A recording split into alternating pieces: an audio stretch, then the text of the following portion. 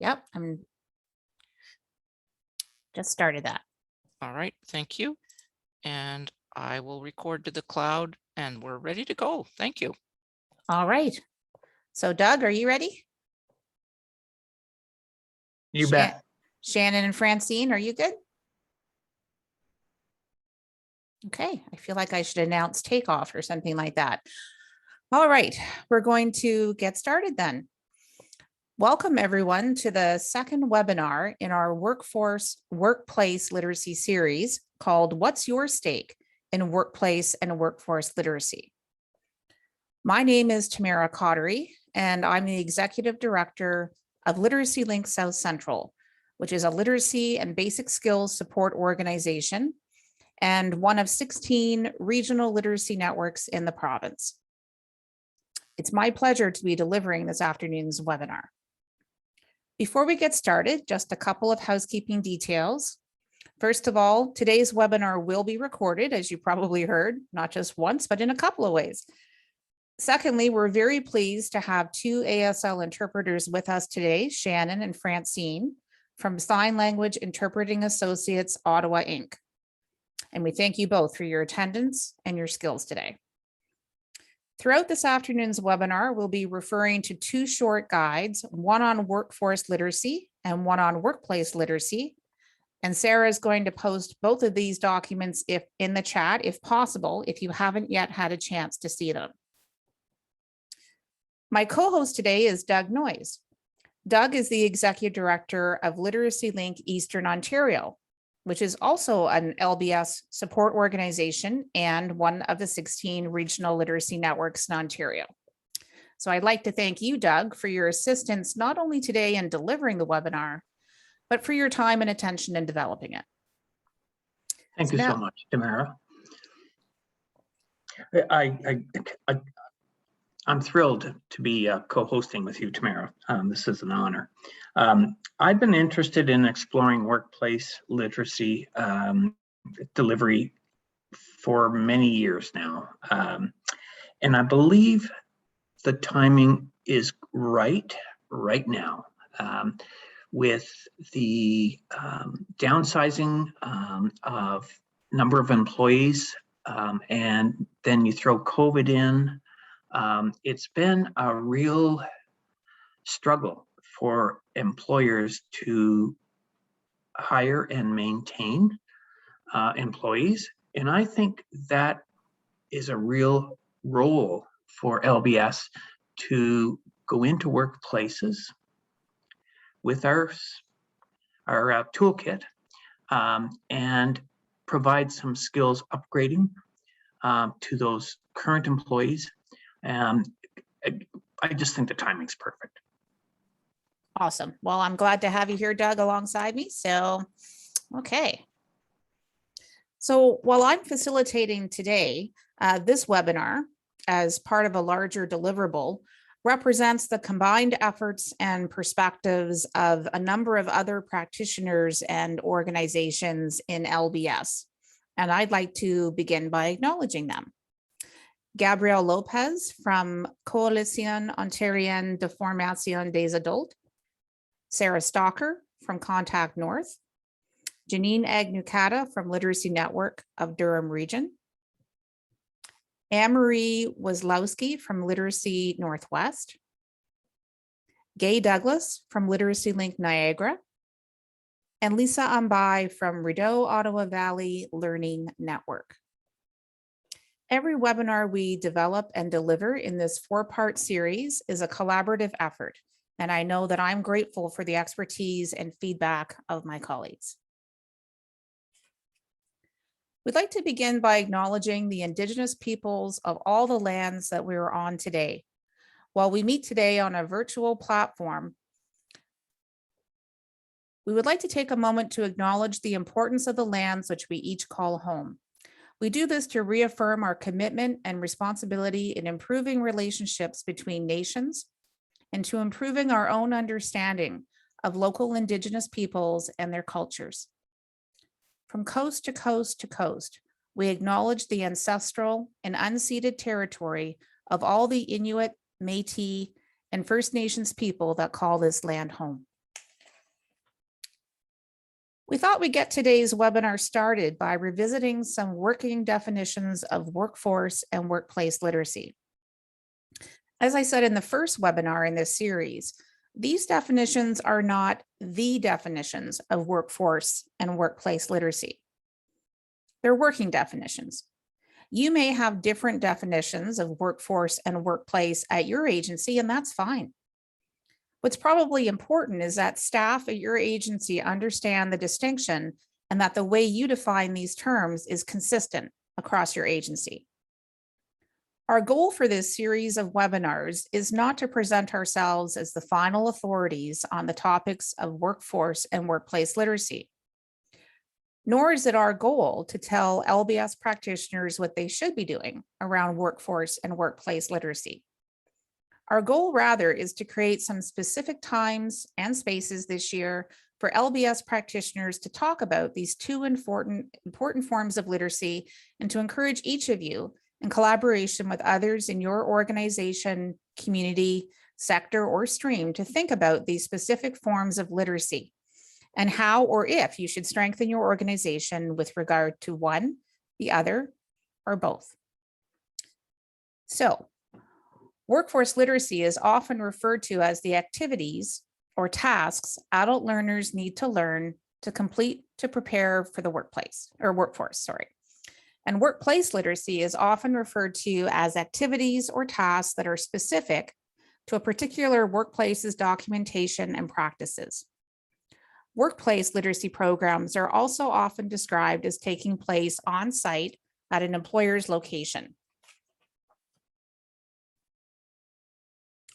One of our goals for this year's series on workforce workplace literacy is to assist LBS practitioners in developing a comfort level with talking about both forms of literacy.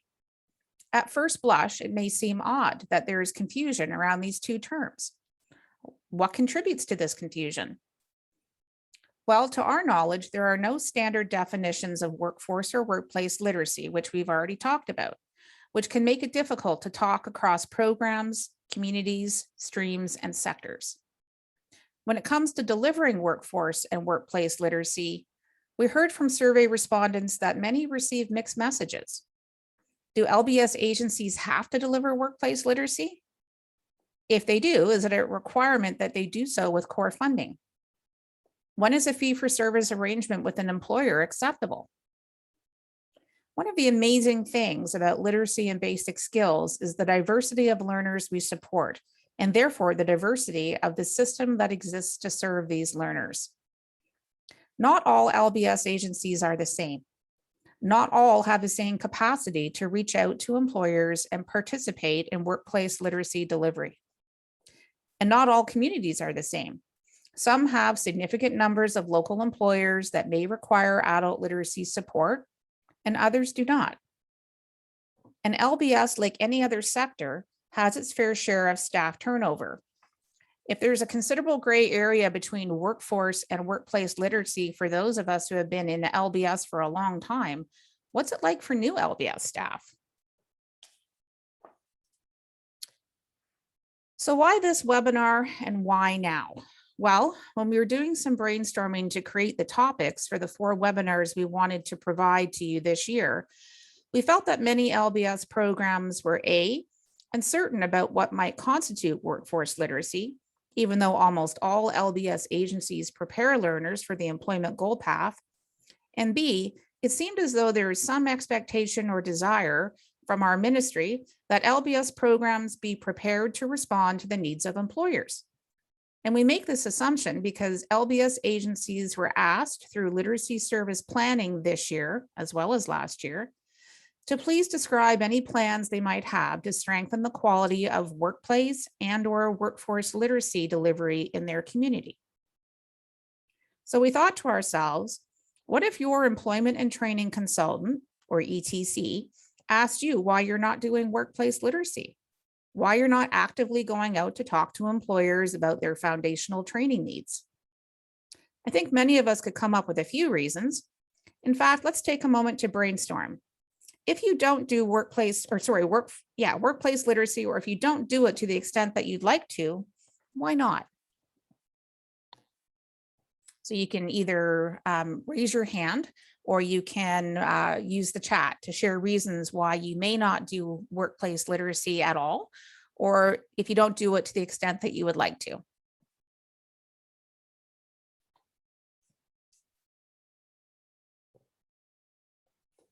Okay, so Lori says funding. So I'm going to assume, Lori, that that means a lack of. And Barb says that workplace literacy can be very resource heavy, and there's not a lot of funding to spare for that. Tina says employers don't know about LBS. That is so true. I've done a lot of interviewing this past year, and wow, I was pleased by the amount of interest that employers were showing in adult literacy and LBS, but they sure didn't know about local programs. Sue, I can see that you've got your hand raised. Do you want to go ahead? I think that one of the problems that I've heard, or like from our partners, is if you have the labor market and employment services contacting employers, and then LBS steps in and starts contacting the same employers, they're going to get tired of it. So my feeling is, why isn't the labor market and employment services talking about LBS? Why do we always have to look after ourselves if they're already out there doing it? Great point, and one that it seems from the chat, Tina agrees with. In some ways, we're competing with employment services. There are a lot of services for employers to work with, and also noting that registration heavy. Tina, I assume you might be talking about the amount of paperwork that is required for participants to complete in order to participate. But if I'm wrong about that, please let me know in the chat. And Barb says a lack of interest from employers about upskilling for their employees, especially entry-level employees. So that's interesting, because this is one of those situations where things might vary a bit around the province, because I recently spoke with an employer who said, you know, I really do want to hire semi-skilled workers and I can't find them. So in the employer's words, not mine, he said, I have to hire non-skilled workers. And then that means that I have to provide them with some of the skills that they're missing. So when we talked to this particular employer about adult literacy, he was very, very excited. Now, Doug, please jump in at any time, because I know you have a lot of background here and I'm trying to keep on top of what's in the chat. So Tina says, oh, sorry, I was just going to say, Go ahead. a lack of understanding about the return on investment. And that's a great point, Tina. And over to you, Doug. I'm thrilled with the amount of action we're getting on the chat, to be honest with you. So obviously, the LBS service providers across the province have been thinking about this. I think that what we're hoping to do with this presentation is to figure out how we're going to be able to market LBS with our current resources and partnerships that we have with groups like local training boards and employment services. Excellent. Bruce noted, yep, there can be burnout for sure. And oh, Heather says employers can't give learners time during work hours to do upgrading, and they prefer learners to do it on their own time. And I think we can appreciate that if you've already put in a full 8, 10, or 12 hours, it's hard to find the time, the motivation to continue with a learning program. And Shelley notes the capacity, no capacity to have staff on standby to run sessions. It can be true that employers work in a different way often than many of us in the nonprofit world. I call it just in time. I didn't come up with that phrase, obviously, but they do. If they decide they want something, they want it tomorrow. And that can be challenging for anybody to provide, but particularly LBS providers. And the constant turnover with employers makes it difficult to pick up momentum and maintain progress. Yep. What about making LBS part of worker orientation of offerings, just like health and safety? Well, that's interesting, Nicolette. Do you want to tell us a little bit more about that if you unmute yourself? If you're able to unmute yourself?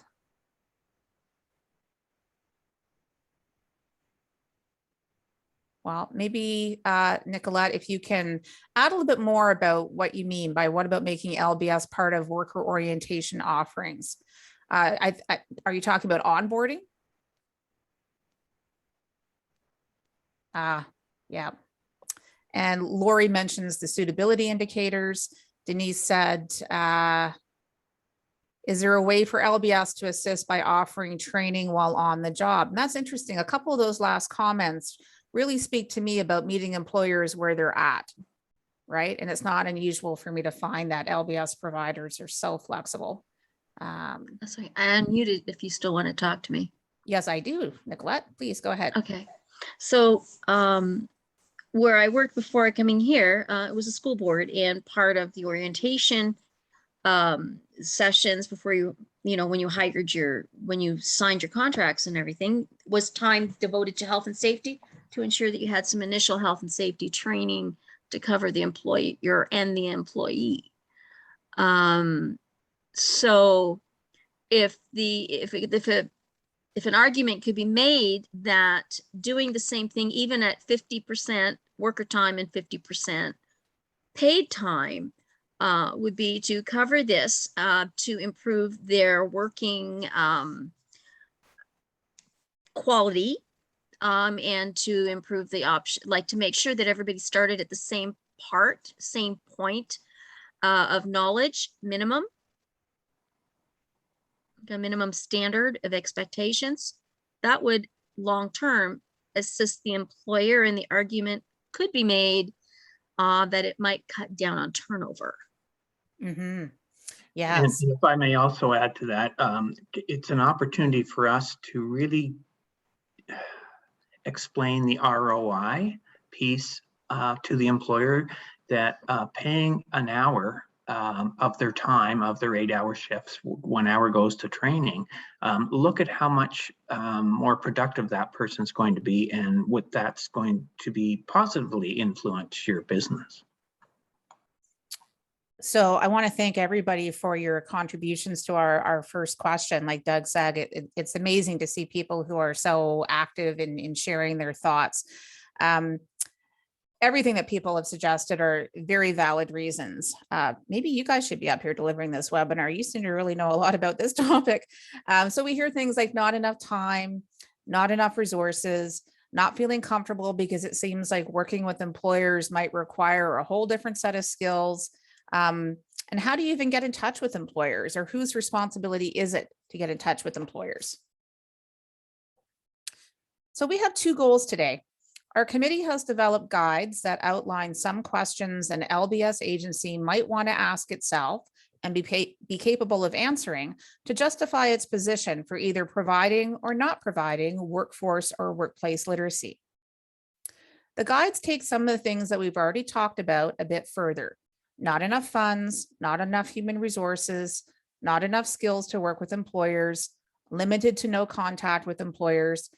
And our hope in putting these guides, which are more like working checklists actually together, was to create a structure for LBS program staff to consider their ability to provide either or both workforce and workplace literacy, and to make a program's position transparent on both counts. So today we'd like to show you some aspects of each of the guides we've developed. We don't have enough time today to go through each of the guides and talk about every question.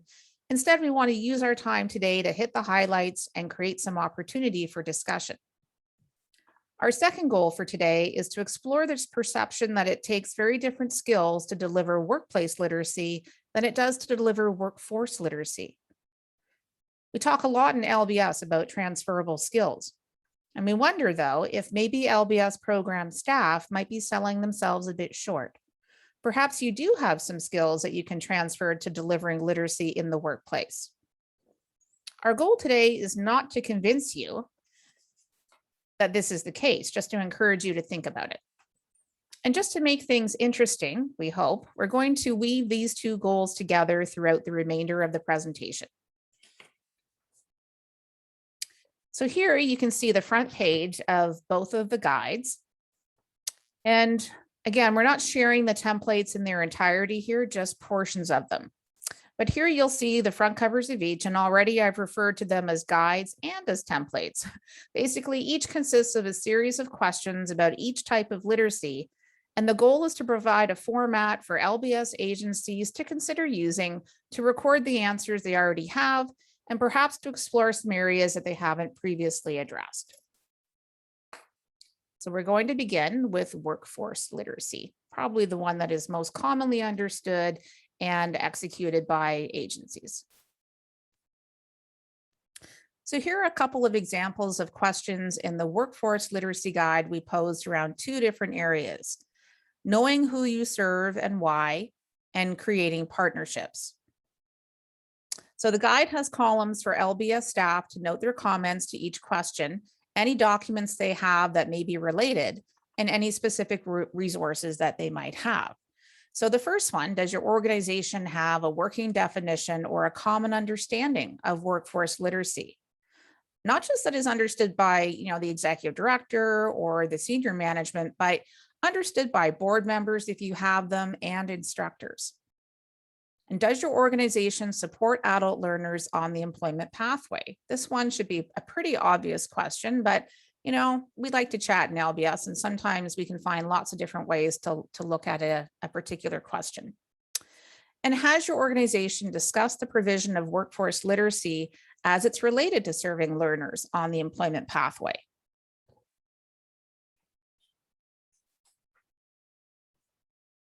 It's a bit of an interesting question. Who do you serve and why? Literacy training is so fundamental. I think it can be tempting to just say, well, we serve whoever needs our help. And there's nothing wrong with this type of approach. If that's your organization's mission, then that's great. However, there are times when we have to be a bit more specific, like when the ministry that funds us asks us what plans we have to strengthen our agency's role in workforce and/or workplace literacy. I'm going to turn it over to Doug now to share some of the activities and sources of information that you probably already use to determine who you serve and why. Thanks, Tamara. I think we have to remember, having just gone through this right now, and literacy service plans are due tomorrow. I think we identify annually what each LBS service provider, what their main focus is, or niche, I guess. And if yours happens to be employment, then we need to identify that and share it amongst the other members at the table. I also think that I also encourage the LBS service providers to have conversations with their LBS network, their ETC, and also to ask for certain professional development activities that will enable them to become even better at providing services to folks on the employment goal path, or apprenticeship and skills training for that matter. I think also we want to, let's not forget about all the great work that our local training boards do in terms of gathering labor market information and providing that out. It helps us not only with our annual literacy service plans, but it also provides us information in a timely fashion, perhaps even into the next year when our literacy service plan is actually being implemented. I also think that one of our strongest EO partners, they are employment services, and we really need to be talking with them more because they're the ones that are dealing directly with employers. And it will be great for us to have more conversations with them to find out what employers are looking for, and that will help guide us with the programming for our learners. Do you guys have any other activities or sources of information that you use that I've missed? I'd like to hear about it. Maybe, Doug, while people are thinking about your question, I'm kind of thinking back to, I think it might have been Sue, possibly, who said, really employment services should be talking about LBS when they're out meeting with employers. And absolutely, they should be. So one of the things that we talked about today in my network at a service planning meeting this morning was, what actions do we need to take in the coming year to make sure that our job developers and employment services folks are prepared, sort of armed, so to speak, with messages and good messages, accurate messages about adult literacy programming, maybe materials, maybe a brochure, a postcard, something. So a number of years ago, the 3 networks in the East developed a guide. It was called Literacy and Essential Skills Awareness. And that guide asked a number of questions that maybe an employment services counselor may be asking or looking for when they're talking with a new client. And so things like, did the person say, I'll just take the form with me and I'll bring it home and I'll bring it back tomorrow? That could be an indicator where LBS would be a good intervention. And that guide is available on our websites in the East, and they'd be available across the province. And I know that my ETC quite likes it. And I really think it's a good, subtle screening tool that could be used by employment services. thanks, Doug. And You're welcome. I think something else to keep in mind, I hope by now that everybody on today's call has heard of the service system manager transformation. Okay, so again, half of my territory is currently part of an SSM, and it's really turning employment services on its head. So even though it's been a frustrating year for our adult literacy agencies in terms of a reduction in referrals, anytime organizations are in a state of change and flux, then referrals tend to drop. We know that from historical data.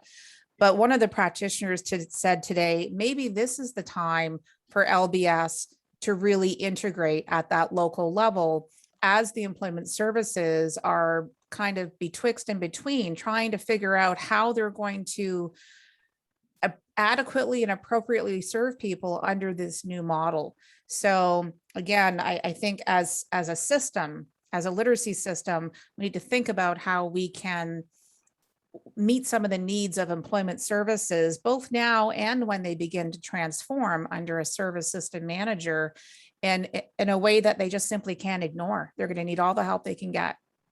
You can probably quote me on that. I agree with you, Tamara. And I think the other part, if I may just add to, we spent years developing strong relationships with employment services, and it's been a little bit of a concern of mine that when they move to a new employer like the SSM, I'm concerned about what that does to our relationship. So maybe what we need to do is just reach out to our employment services, regardless of who their boss is, and just make sure that we're still in good relationships. Thanks, Doug. And I think I saw that Sue had her hand in the air. So maybe before we move to you, Sue, I just want to make note of Barb. Barb, you have so much experience, not just in LBS, but beyond, noting that in the new SSM model, there is really no outcome for employment services providers to exit clients to training and education. Does this sound familiar or what? I mean, even under the Ontario works model, I mean, I think they could only refer something like 10 or 15% to education or training. And so the question becomes, when is there going to be recognition that skills development and skills building is critical to getting and keeping a job? Okay, Sue, did you still have your hand up?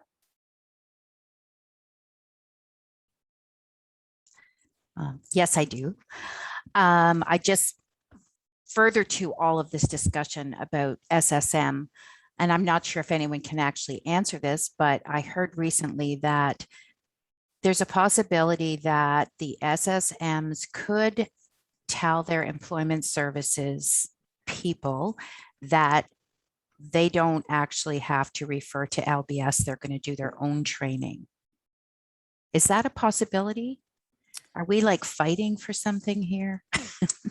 Well, I feel like that could be a webinar unto itself, and not as a way of deflecting, but I want to acknowledge what Stephanie said in the chat, which is that not all SSMs, and an SSM is a service system manager. So a very small amount of history here, but say in London, there are 10 different employment service agencies. Well, through the service system manager arrangement, the idea is that the ministry will have one relationship with an SSM, one relationship with an organization, and that organization will then be responsible for subcontracting, potentially or not, employment services to other groups within the community. So it's quite a significant change, but Stephanie is saying that the service system manager in their area is very supportive of LBS, and I'm thrilled to hear that. So there's a lot of what if around the whole SSM piece, but again, their presence, how they decide to do business, whatever model they're going to be using, could have a significant impact on referrals and therefore a significant impact on workforce delivery. Okay, oops, I have to remember that every time I've moved my mouse, I'm doing something. Okay. So next, in the workforce guide, we invite you to think about how you resource workforce programming.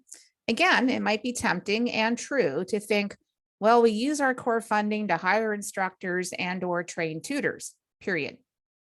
But our goal is to develop a tool that will be a little bit more specific. So we've asked things like, do you have assessment materials that are specific to workforce delivery?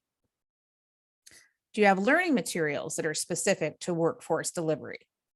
How do you keep up to date on skills and skill development trends related to the workforce? For example, the relatively recent surge of interest in soft skills. How do you seek out or provide professional development to staff on workforce literacy? And here's a question. Does your organization have the capacity to develop custom-made programming for specific needs? Like if your local employment service agency came to you and said, we have 15 clients who could really use some document use training so that they could work at company X that is hiring 200 people over the next 6 months. And capacity is a bit of a loaded word. Does that mean that you have the skills to develop such programming? Even if you have the skills, do you have the time? You may not. I doubt there are many LBS organizations in Ontario that haven't had to say no to an opportunity over the years because you just didn't have the capacity to get the work done.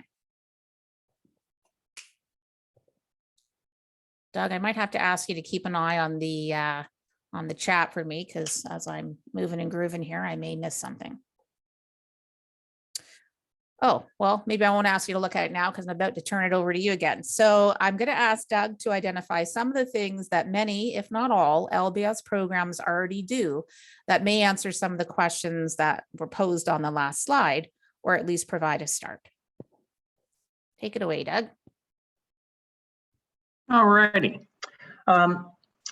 So just a few ideas. Again, we want to think about the goal paths that our agency is really good at providing programming for, okay? You also want to find the appropriate resources. And when I say appropriate resources, I'll speak about Leo. So like if you found, let's say, an occupational curricula off of Leo's website that you thought might be good, it does not mean that you have to do it. You have to provide the training exactly as it is scripted. Certainly modify it, pick and pull things out that work for you or is specific to a particular learner's need.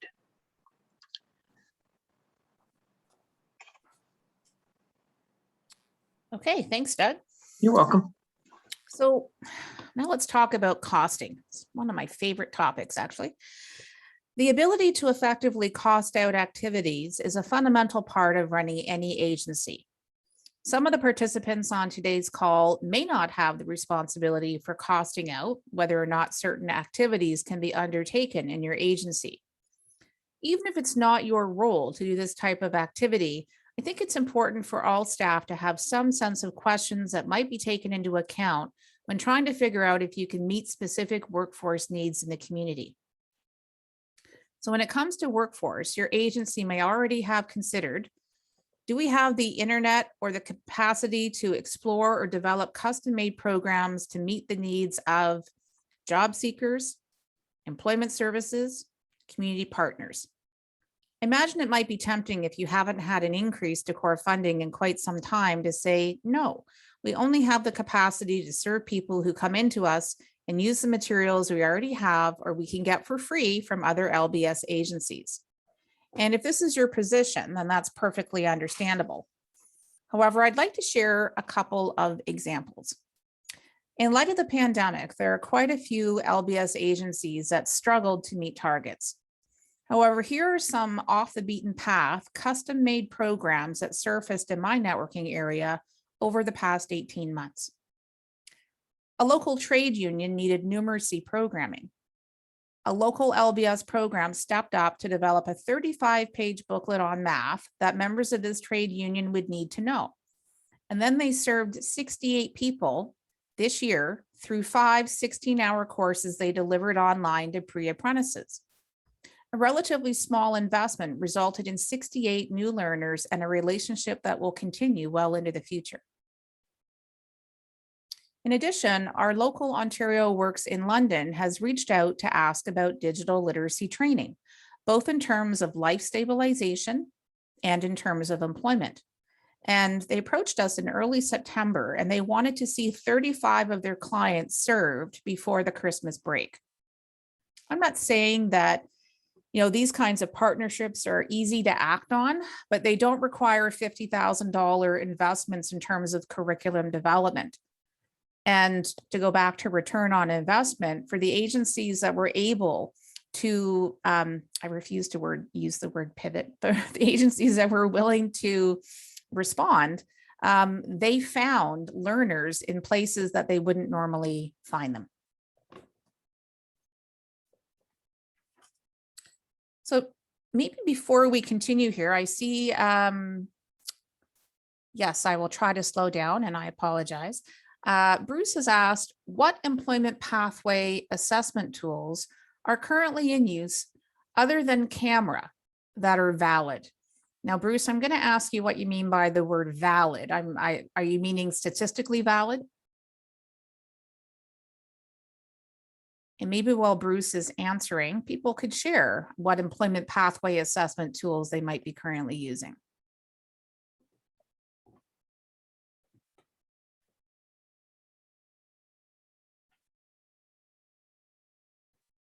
You must be using something. Okay, so Nicolette is relatively new. So she has asked, what is CAMRA? I believe it stands for communication and, oh, somebody's gonna have to help me. Communications and Math Employment Readiness Assessment. If that's not right, somebody please correct me. It was developed out of the preparatory training program in Toronto, and you do have to receive training and be authorized to use it, is my understanding. It's not just something that you can pull off the internet and start using. And Bruce has clarified that he's looking for things that are valid or probably articulated to the Ontario Adult Literacy Curriculum Framework. I may be able to help here. We did not do a very good job of advertising this or marketing it for that matter. But Leo was funded to develop an assessment tool. And it was based on the essential skills, namely numeracy, reading, and document use.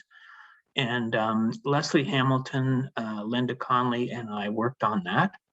And we developed specific tasks for NOC codes, entry-level NOC codes.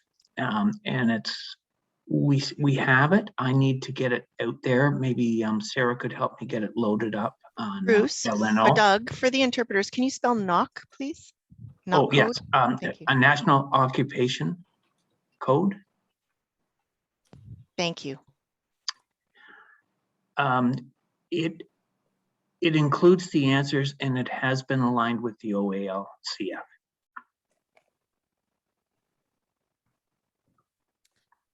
Okay, so I've seen a And it couple will of, be free. Awesome, Doug. And so maybe something that could be done is sort of putting the word out there through the literacy support orgs of this resource, because it's funny, as time goes by and, you know, new things like service assistant managers crop up, then, you know, we kind of forget what we once knew. And so those of us who have been around for a while forget about resources that are there, and we all need the reminder.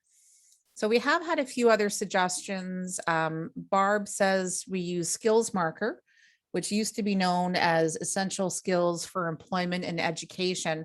Barb, is that something that any program can use? Is it free? Is there a cost? If you could share that in the chat, that would be great. And another one that is quite popular, and I'm not even going to try to say what this acronym stands for, but ESCARGO, ESKARGO. And that was developed through the school board sector, as I recall, and was quite widely used and probably is still quite widely used by a number of programs. Okay. I was asked what the assessment tool was that Leo developed. It was called Workplace Essential Skills Assessment. The acronym is WESA. So contact me if you wish, and I'll make sure I'll get you on to that. Okay, thanks. Bye. Doug, if you don't mind, maybe you could also just put your contact information in the chat. That would be cool.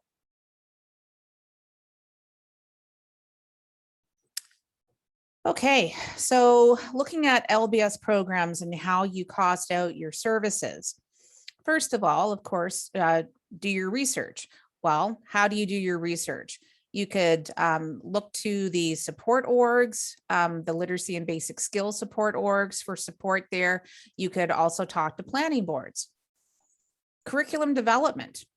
Well, costing out curriculum development can be expensive, but you can beg and borrow, but not steal. And the great thing about LBS is that there are many resources that people are willing to share. And much like we were just talking about assessment, there's a lot of stuff that's already out there, but it's knowing where to find it. So again, I do get calls at my network, and I'll bet you do, Doug, at yours, and Stephanie and Barb. I know you're also on and you work for support orgs. People contact us and say, I'm looking for curriculum on X. What can you do for me?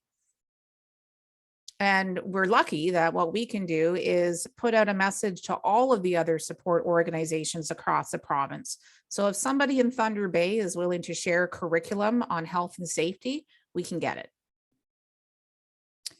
So human resources are a huge part of what we do. And sometimes there just simply aren't enough people to go around. But maybe there's an opportunity to leverage human resources outside of your agency and work in partnership with another LBS agency in your community. I've seen a number of those types of partnerships in my area. And the wonderful thing, I never thought I'd say that, but the wonderful thing about CAMS, C-A-M-S, which is our, case management system in adult literacy, is that somebody can be working with more than one LBS practitioner at a time. Okay, it's one of those little fun facts that that often people forget. And last but not least, equipment needs. So I know some of Lori Bruner, you're on the call today, but Lori's program has made a significant investment in point of sale equipment. Right. Well, so, maybe it was through project dollars, maybe through, a service club, but, certain kinds of training require certain kinds of equipment. So, maybe if nobody in your community has point of sale equipment, maybe it's something that a bunch of programs could go in on and try to purchase together. And if you don't know what point of sale equipment is, it's Lori, if I don't do this justice, then please jump in.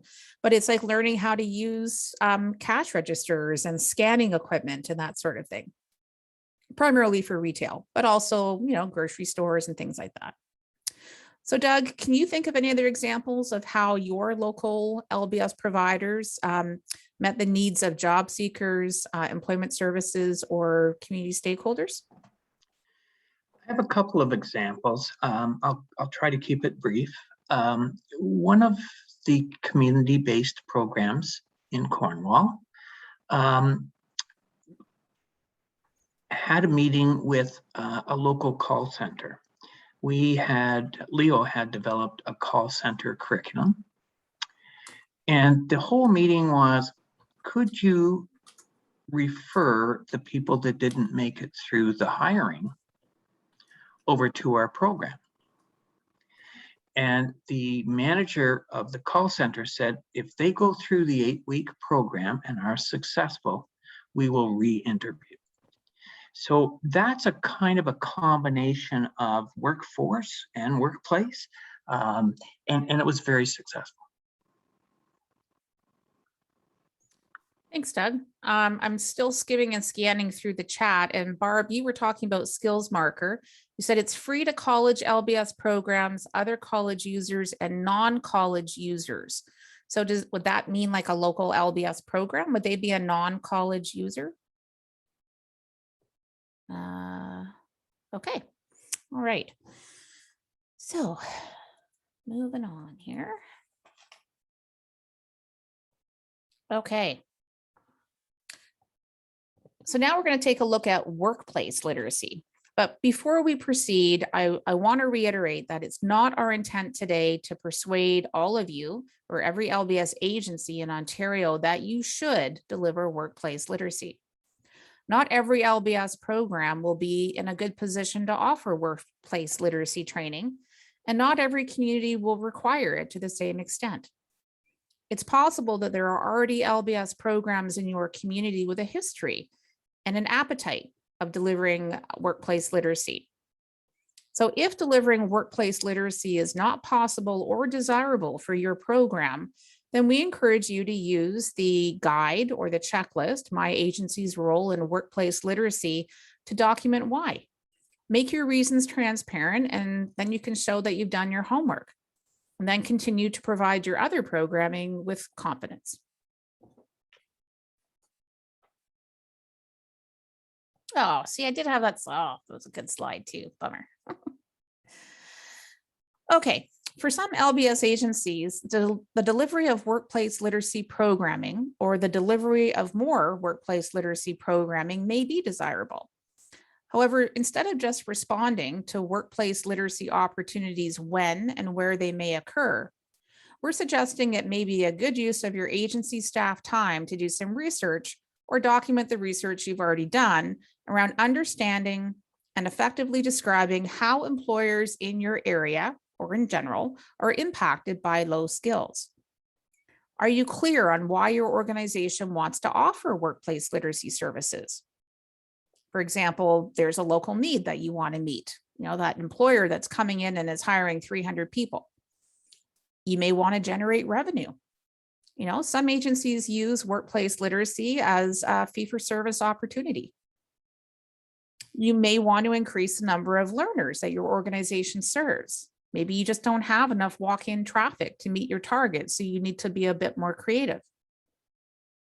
And it's possible that an employer has reached out to you and specifically requested help from your organization.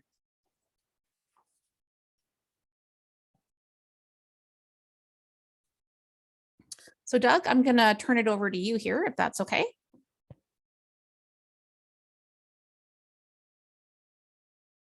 You bet. Sorry about that. So in order to understand the workplace environment, okay, first off and foremost, what I want to reiterate, and we've already mentioned it earlier, is that we already work really hard with our learners to understand the skills they are learning are transferable to different settings.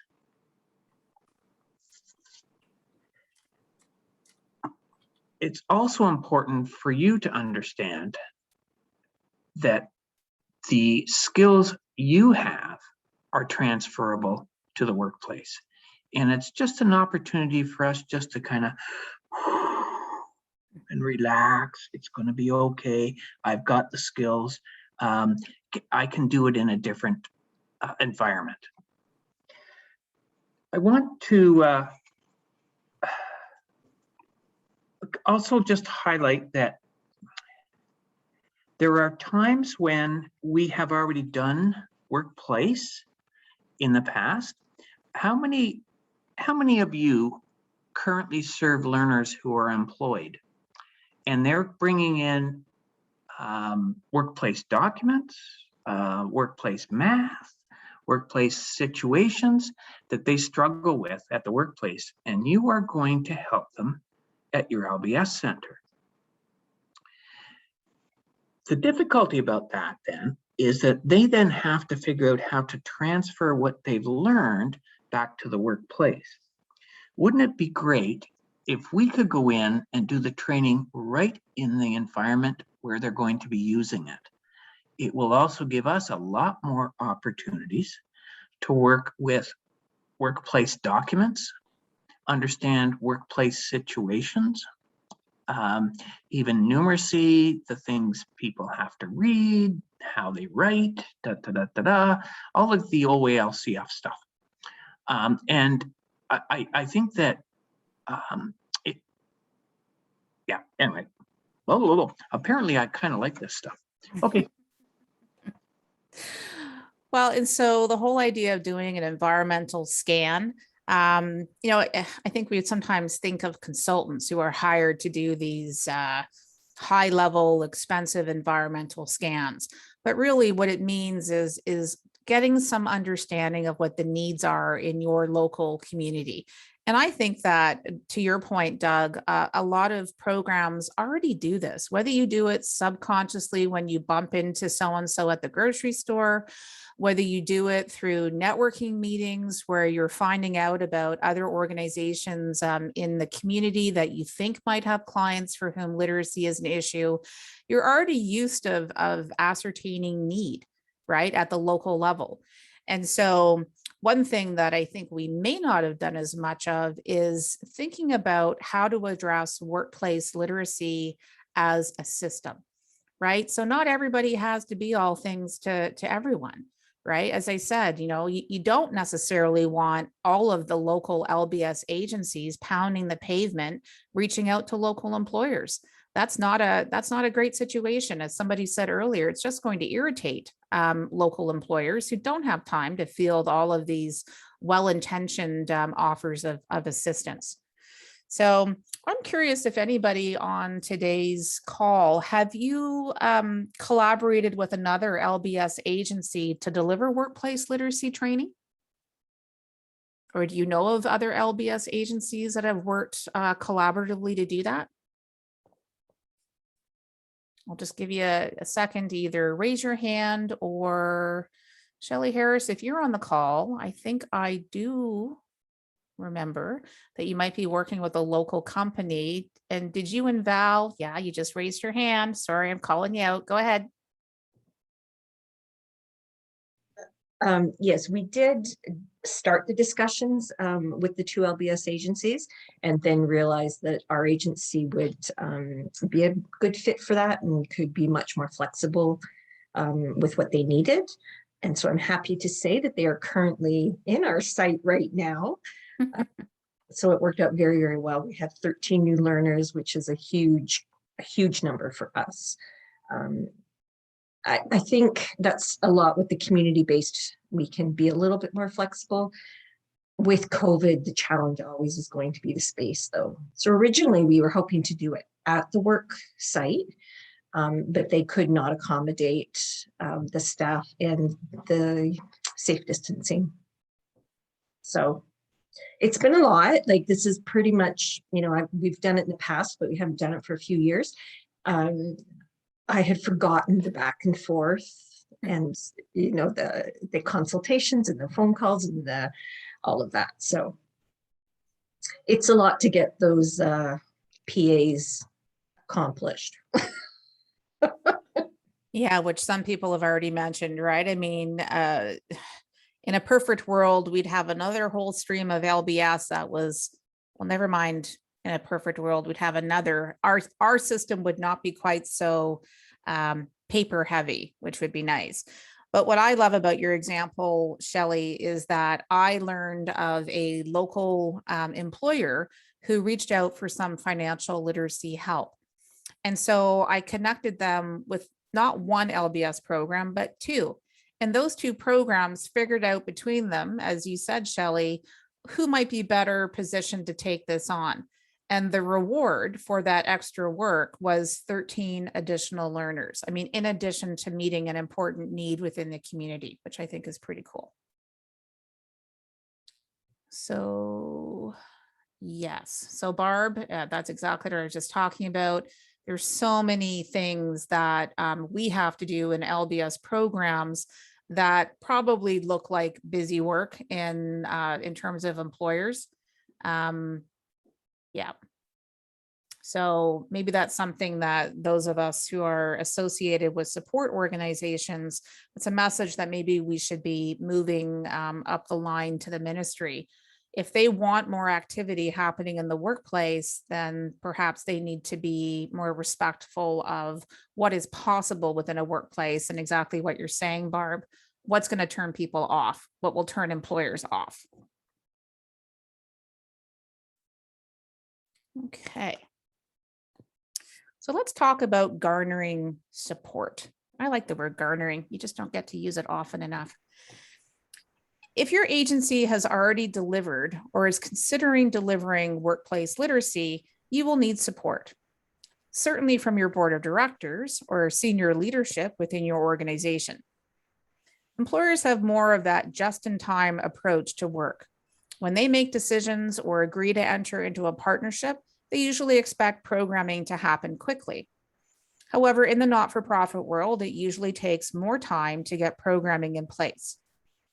Getting your board or senior leadership's approval for workplace literacy delivery ahead of time can reduce the time that it takes to respond to employer needs. And part of getting your board or senior leadership's approval is to show that you've considered the risks that may come with moving in the direction of delivering in the workplace. So again, I'm going to turn it over to Doug to talk a little bit about what kinds of experiences and skills LBS providers already have when it comes to garnering support.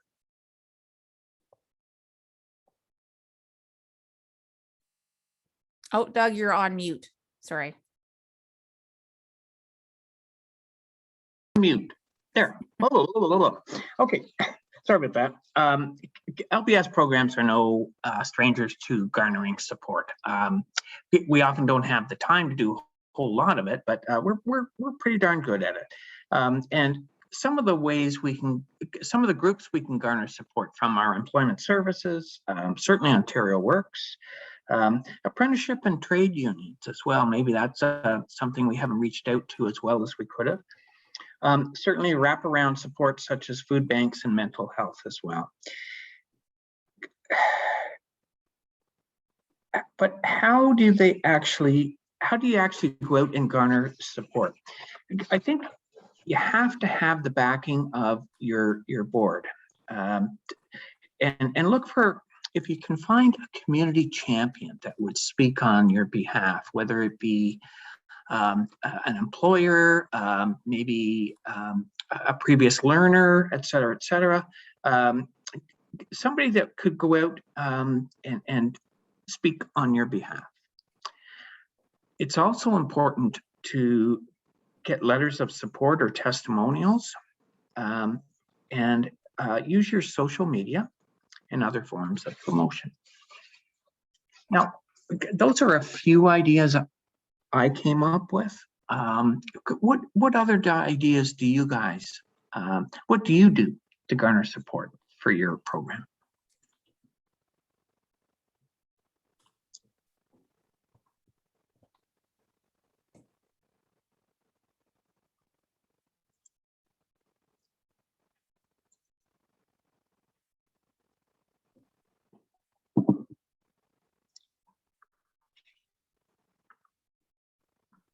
Any other ideas from folks about how you look for support for your program?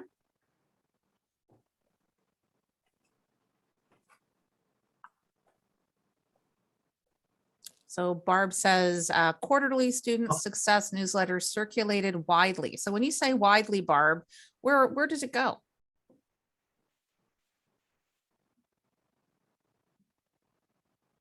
Is that widely within the college or widely within the college plus, plus, plus? Shelley, I see you have to leave. Sarah Stalker is about to post the evaluation link in the chat, just in case people like yourself have to leave early. So anybody who may have to leave before we're done, if you wouldn't mind completing the evaluation via the link that Sarah is going to post, we would really appreciate that.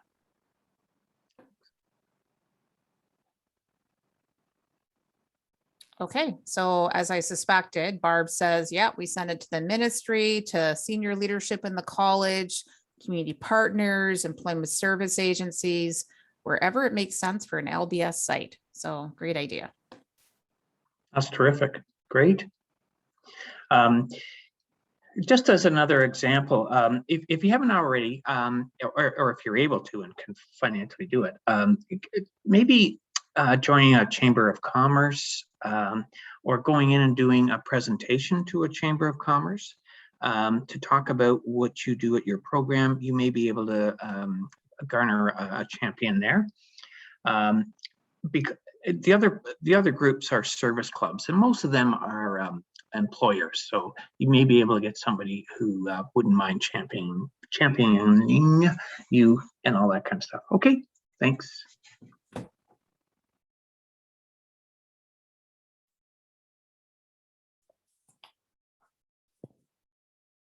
Okay, so next, seeking professional development. That's something that if you want to move into workplace literacy, or if you've already moved into workplace literacy, you've probably had to take a look at.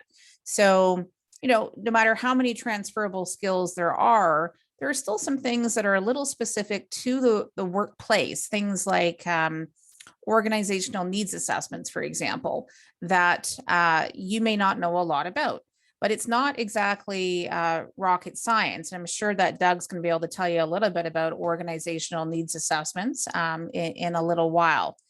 Other things that maybe you've heard about would be things like essential skills profiling.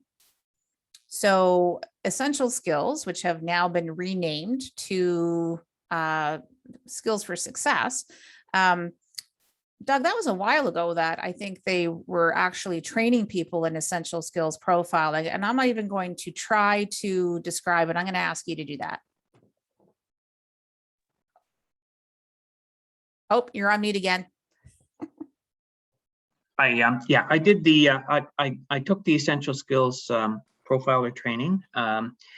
It was really worthwhile. I learned a lot, and it enabled me then to bring that skill set back with me to Leo and start applying to develop occupational curriculum. I think if we take a look at the essential skills profiles, if we're going into a workplace, it'll at least give us a bit of a background about the types of skills that employees would be doing at a particular workplace. It's worthwhile having a look at. And of course, one of the skills that we often talk about in adult literacy that is, I was going to say particularly useful for the workplace, but I guess it's better to say equally as useful for the workplace, is clear writing. Clear writing skills. Oftentimes employers, again, have no idea what you're talking about because they may come from an environment where, you know, the more authoritative you sound, the better. You know, that could be an approach that a lot of workplaces have. But when you explain to them that, you know, possibly some of the documents within their workplace need to be rewritten so that staff, especially staff who are operating at lower levels of literacy or staff for whom English is not their first language, can actually act on the information that is within those documents. So it just seems to be another aha moment that a lot of employers have, and a different angle. Like if they're daunted by training on the work site or anything that talks about foundational skills, then sometimes clear writing can be a different kind of sell, maybe the sort of sell that gets somebody their foot in the door. So. Okay, Doug, I'm gonna ask you to talk a little bit more about the kinds of professional development that adult literacy providers are already accustomed to looking for, planning for, and applying. Thanks, Tamara. I'm just going to give a little bit of an example of a workshop that we did in the Leo region a number of years ago. We contacted the Office of Essential Skills from the feds, and we got some materials from them. And I'm going to share some of those materials later in the presentation. But what we did was we did a morning workshop allowing the practitioners to get to know those tools, workplace literacy tools. And then we had organized with 5 employers in Kingston to have groups of 4 practitioners go and get a chance to explore the environment, talk with the employer, talk with the supervisors, and talk with the staff to find out what kind of tasks people did, and using their knowledge about essential skills, make notes, et cetera, et cetera. They came back to the workshop room, sat in their groups, developed a summary, and then they presented their summaries to the whole group. That was just a tiny beginning to taking a look at how LBS could have a role at workplaces. What struck me was that each group who reported, I'd asked them to report on the top 3 essential skills. It did not matter what workplace environment they went to, they all reported the same 3 essential skills. Communication, document use, problem solving. And I say it didn't matter. Some were retail, some were manufacturing, et cetera, et cetera. They were all the same 3 key skills. So that was interesting to me.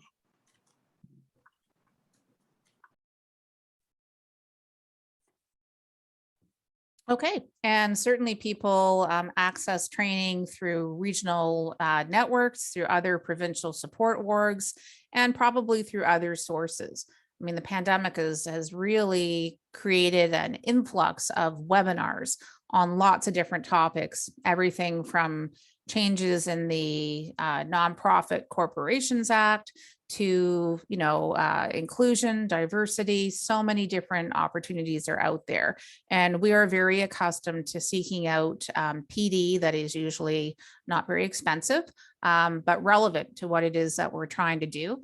And there's no difference there between what we're doing in our LBS agencies and what you would probably do if you were moving into workplace. So now I'm going to ask Doug to help us out and talk about workplace literacy delivery as it relates to the 5 LBS service functions.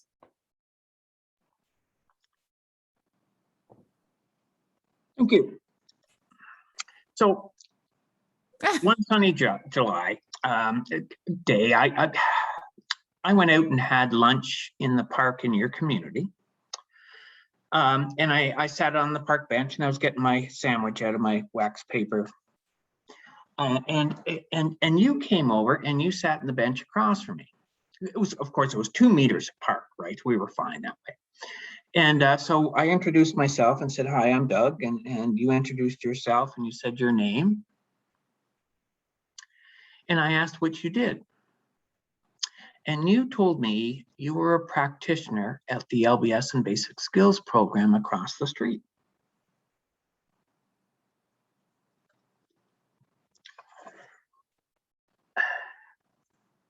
I was curious. I said, so like, what goes on at your program? I pass your door every day, but I don't really understand what it's about.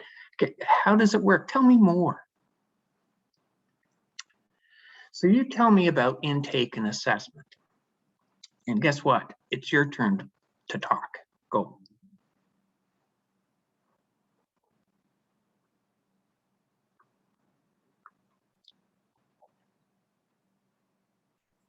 Sorry, Doug, shall I advance now? Could people put up their hand and maybe just tell me about intake and assessment?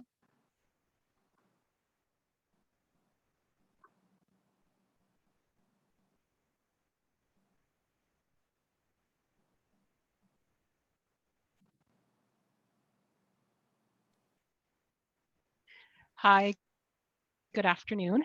My name is Denise, and I work with the Ottawa Carleton District School Board, part of the Continuing Education Division, LBS.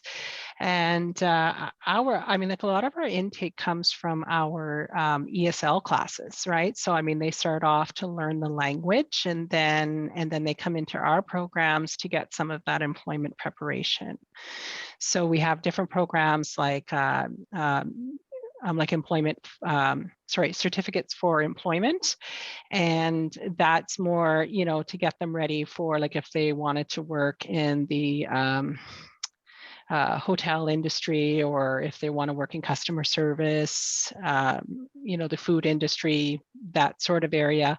We also have a childcare assistant program, and we have a PSW preparation program as well. So those are our 3 areas currently that we're working on. But of course, I mean, programs are always evolving, and I think with COVID, it's like we've had to be creative, in how we're going to be able to, to meet client needs and to meet the client where they're at. And even if that means, we offer online, and we also offer face-to-face as well. So, and we're actually looking at offering a blended as well. So we're looking at different options at this point. I don't think, I think COVID's taught us a lot, and I'm not sure whether or not we're really going to get back to the way things were before. We may have learned a lot more, and maybe we'll find different ways of meeting our clients, right? So I think that's happened with everyone, right? Having to pivot and find a different, be creative and in meeting those needs, right? So, and that's part of it too. Yeah. So, and that's- sorry. No, thank you. No, that's great. Great information. I appreciate it very much. Thank you. Thank you very much. That's great. Would anybody else like to chime in? Okay, we'll move on.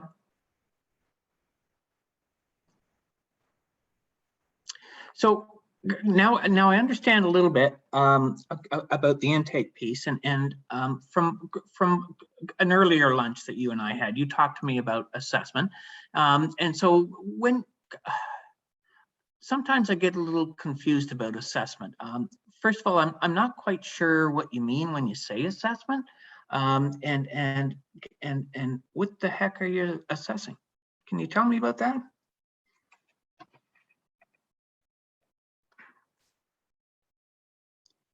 Remember, I know nothing about LBS. I'm just a guy at the park having lunch.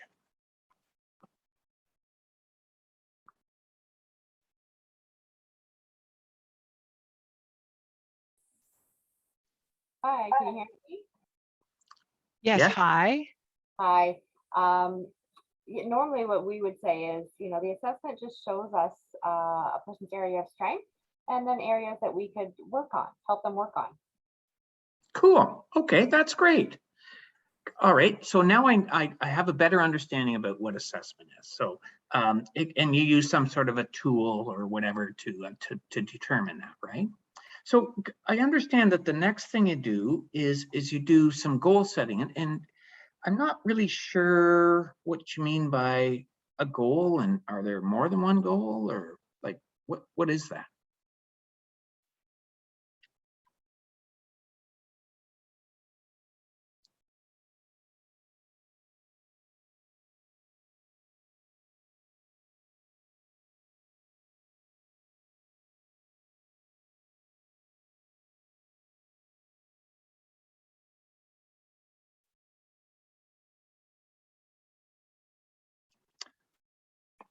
Denise, I can see your hand up. Is that from before? It's a funny feature about Zoom that Oh. sometimes it doesn't take your hand down for you, but if you do a thumbs up or anything else, it does. Okay. Well, no, I did put it down and then I put it back up. Oh. So, yeah. So, okay. So the question, sorry, can you say the question again? Yeah, I sure. I'm thought, just wondering what you mean by a goal when you talk about goal setting. Is there more than one goal? What are they? That kind of stuff. so actually in our program, we talk about short-term goals and we also talk about long-term goals as well. right. And so, and that's really important, and just maybe breaking it down and taking it step by step. So, and they may change too, right? Like as they get to, There. right? So as Okay. they begin our program. So yeah, it's ongoing. How does the assessment then relate to the goal? Like how do they work together? Is that open to everybody? Sure. Or you. Whoever wants to go first. No, I don't want to take it. Okay. Well, so I know that for like a lot of our clients is being able to communicate, not only verbally, but also in writing, in Okay. English as well, right? So Right. many of them come to us because they want to be able to improve that, because of course English is their second, third, or fourth language. Right. Okay. So, Okay. Thank you. That's great. Okay. Thanks. Go to the next slide. Just about to do that, Doug. And I think the point here that you're illustrating here is, I think it's important to help employers understand, what's in it for them, what's in it for their employees, what's going to be different about bringing this training, because I think a lot of employers are reluctant to just invest in education, right? They expect people to already come to them with a certain amount of education. But when it comes to functional ability on the job, that seems to fall into a different area. Yes. And I think that, and part of this little exercise, to be honest with you, we pretty well beat this one to death.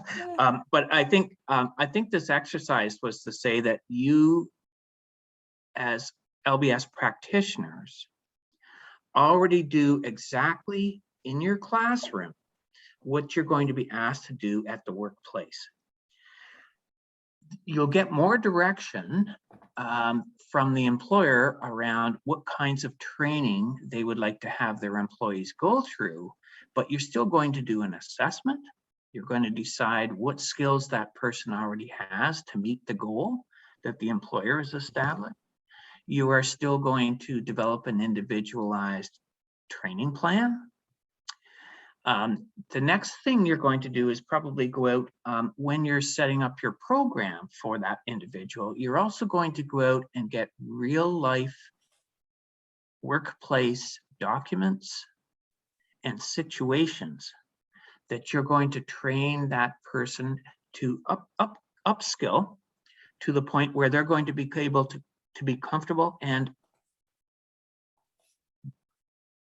perform the tasks that they're asked to do. Does that make sense?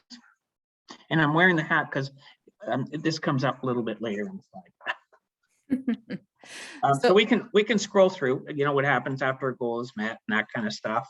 We know what that is. That's all about evaluation. And so this is my kind of wrap up of our little interview that we had at the park benches. I'm glad you didn't think I was creeping you. So I was really impressed with what you do at your LBS program. You guys are such pros, and I sure hope you get paid a lot for all you do for your learners and your community. And cheers. The next slide.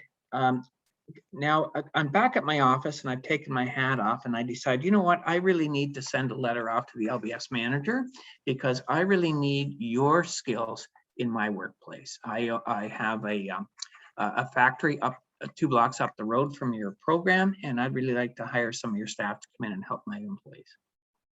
How soon can you start? Thank you. So thanks, Doug, very much for that. as I said earlier, I was doing some interviews quite recently, actually, with employers. And the one employer, I was talking to the head of HR, and he was the person who said that they ordinarily hire semi-skilled workers, but because those semi-skilled workers are few and far between, they find themselves in a position where they need to hire what he called unskilled or non-skilled workers. So anyway, we arranged a separate meeting where I showed him some of the materials that have been developed within adult literacy and some of the things that had been particularly contextualized to the workplace. And the look on his face was really quite pleasing. You know, he sort of was like, wow. I mean, when we talk about curriculum development and they talk about developing materials, it kind of sounds like the same thing, but it really isn't. And I said, you know, we can bring this to your workplace. Now, yeah, there are issues. We need some funding. You know, you can have sort of the bicycle, you can have the Civic or the Cadillac, depending on the amount of resources that are available. But anyway, the point being that he was really impressed to see what had been done, what might be able to happen according to the needs that he sees within their workplace. So anyway, I feel like the tide is starting to turn, you know, and because employers are so challenged to find individuals, period, but certainly individuals who have all the skills that they want, it seems to me as though the timing is really, really good for workplace literacy, which doesn't mean that I have a magic wand, but still. So Doug, you were going to talk about some resources. I don't know if you want to talk a little bit about these or. If I may, I just want to, the bulk of them are from the Essential Skills, Office of Essential Skills website or whatever it is these days. But there are some really good tools in here, so we don't have to recreate. There are assessment tools that we can use at the workplace. There are strategies for building the essential skills. And even just some background information for you to get to have a better understanding of what skills for success are in Canada. Okay, this Untitled one, unfortunately, is called Untitled, but it actually is the Organizational Needs Assessment, and it is a wonderful document. I would not walk in with that document in my hand and ask an employer to complete it because it'll just go in the circular file. But if you get familiar with what the assessment tool is about, then when you're talking with an employer, you can get those answers from the employer as you're just having a conversation. The last one is, we can't go wrong. Our friends out in British Columbia Skill Plan, they do a really good job of developing workforce training and essential skills improvements type of stuff. Now, it is a fee, whereas the rest of the stuff from the feds, it's all free. And you can get the stuff from the feds in any format you wish, whether it be Braille or CD or however you wish. You can order it the way you want it, and they'll send it to you for free, as many as you want. Anyway, those are just a few of the resources that I thought that we might want to take a look at, and I think that it may be something that we would want to take a look at, maybe doing a webinar on just taking a look at how to use those tools. Those are the tools we used at that workshop in Leo that I mentioned earlier. Well, thanks, Doug. I see that we're pretty close to our allotted time today. Yes. So I just wanted to say thank you to everybody who has joined us for today's webinar. If you do have any specific questions, Doug and I would be happy to stay on for a few more minutes, but we know that time is precious. So if you need to leave, the evaluation link is in the chat. And we do ask you to please complete it. Your feedback is really important to us, the good, the bad, and whatever might fall in between. So I want to thank our interpreters for sharing again their skills today and allowing us to make this webinar more accessible. I'd like to thank Sarah Stalker, who is always in the background, but actually deserves quite a lot of limelight for all of the support that she provides to us on this committee, but also to many other aspects of the adult literacy field. And I'd like to thank you, Doug, for sharing your expertise when it comes to workplace literacy. As I said, I do think that this is going to be an area of growth in the future. Just looking at the labor market, how it has shifted, doesn't mean everybody has to do it, but it may mean that it becomes more of a focus for adult literacy in the next, who knows, 2, 3, 5, 10 years. So again, Doug and I will stay on if anybody has any questions. If you do, just, I think we'll consider it an open mic right now, Sarah, if we can do that. And my pleasure, Tamara. Thank you so much for inviting me. I appreciate it. I really enjoyed myself. Thanks. You're welcome. So thanks, everybody. And if you do have to leave, then I hope you have a wonderful day. But if you do have questions, we're here.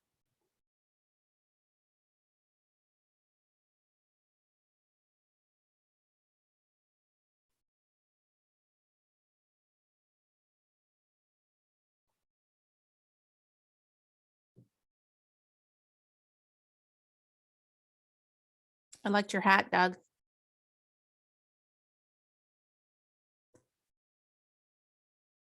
Did you buy it just for today or did you already have it? Oh, well, I tried. Yeah, no, I already had it, but I thought maybe if I put it on, it might actually look a little bit like an employer. Well, you must have some pretty cool employers. I've never seen such a swanky hat in my experience. So just a reminder to our attendees, if you do have a question, if you want to throw it in the chat, great. If you want to ask it, that's great. We're probably going to close out the webinar in just a couple of minutes.